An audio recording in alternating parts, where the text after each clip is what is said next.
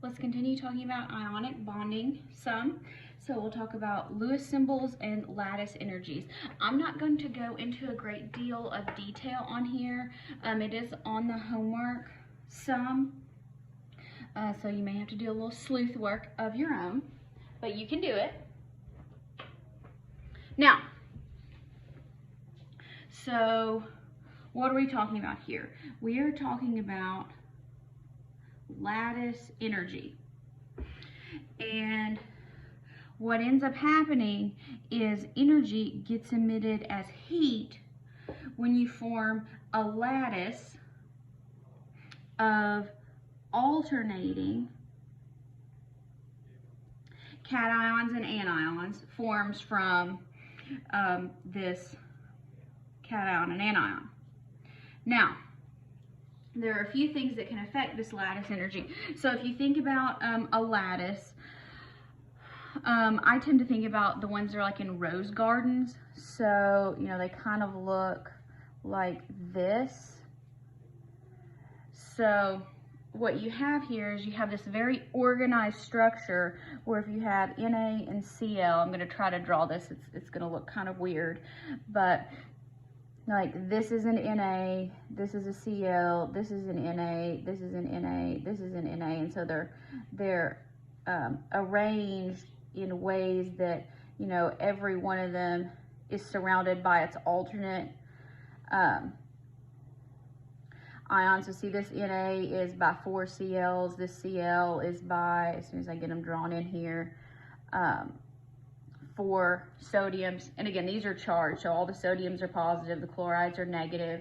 And so these ions arrange themselves in this way that has to do with the attraction of the opposite charge as well as the repulsion of the same charge. So these sodiums repel each other, so they're far apart, but they attract the chlorides to themselves. So anyway, this is very stable. They're very happy when they do that. It releases tremendous energy that's heat when this forms. So it's very stable. Now, there are a few things that can affect the degree of a lattice energy. The first one is size. So when you have larger ions, so like as you go down here, so like sodium is pretty small, right? When you get to potassium, it's going to be a little bit weaker. When you get to rubidium and cesium, much weaker. Francium, very weak. So as you go further down a period, as we talked about in chapter 8, the ions and atoms get larger. So the attraction is not going to be as strong because when you have a larger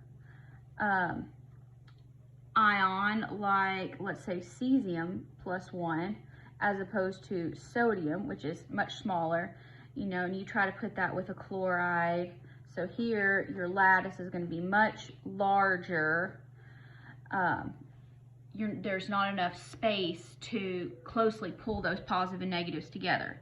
So when you have larger ions, and then it gets even more like when you compare it with a larger anion. So if you get something, you try to put like rubidium and iodine on there, those are very large atoms. So even though they try to get close, because of the size of the atoms, they're not going to be able to get as close as like a sodium chloride would. So they're still going to be stuck out here. And so you can think of it like a magnet. A magnet is not as strong when you hold the poles out here as it is when you put it real close together. So lattice energy not as strong when you have larger ions.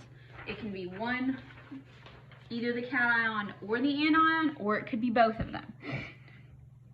Now also, the charge. A larger charge is going to have a stronger attraction. And stronger attractions are more stable, so they're going to release more energy when they form. So when you're looking at relative lattice energies, you should, if you have the same anion, so like say we still have chloride. If we have sodium, chloride, these are small, they're going to be, you know, very stable. Sodium's a +1, chlorine's a -1. Magnesium is a +2. So when you make a magnesium chloride, That's MgCl2. So now you have 3 of these.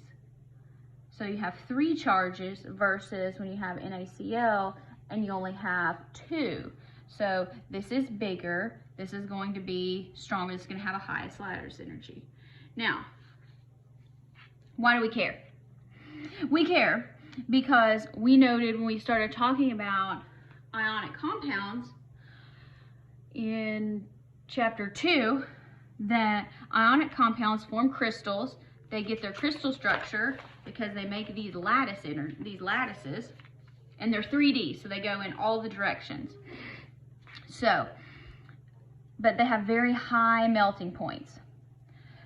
So when they form, they release all this energy. So when you want to break them apart, you've got to put all that energy back to break them apart. So a lot of energy is required to break those ionic bonds. So when you have solid sodium chloride, so if you just take some table salt and you try to run a current through it, it's not going to happen because there are no free electrons, because all the electrons are tied up within this lattice here. So let me go back here. So you don't, all the electrons are stuck to the chlorines and they're attracted to the positive sodiums. So there's no electrons there. What is electricity? It's the movement of electrons. If you don't have electrons to move, you cannot conduct electricity. However, when we dissolve them in water, those ions break apart, or the ionic compounds break apart. You have ions, and that gives you free ions, particularly electrons, that will move and will conduct electricity.